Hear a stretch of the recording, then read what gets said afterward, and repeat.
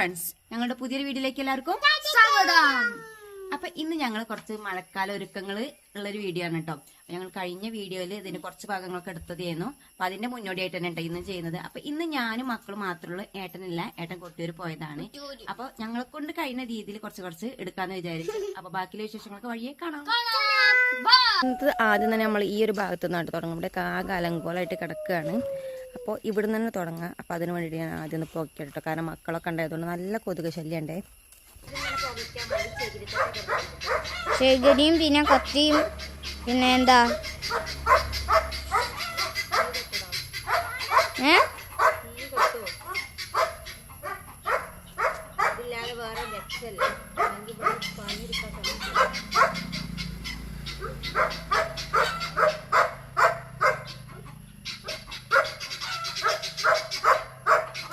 അയ്യോ അമ്മേ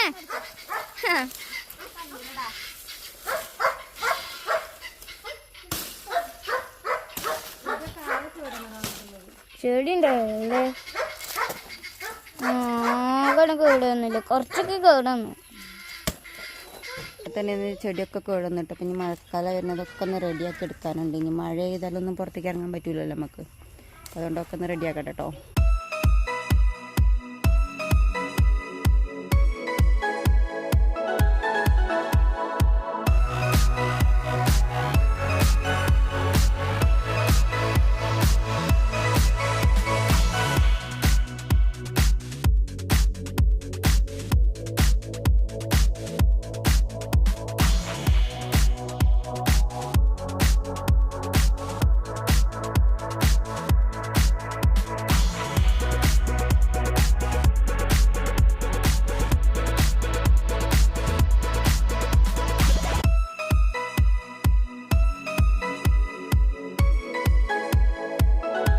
അങ്ങനത്തെ എന്നെ കൊണ്ട് കഴിഞ്ഞ രീതിയിലൊക്കെ ഞാൻ ഈ ഫ്രണ്ട് സൈഡ് ക്ലീൻ ആക്കിയിട്ടുണ്ട് കേട്ടോ.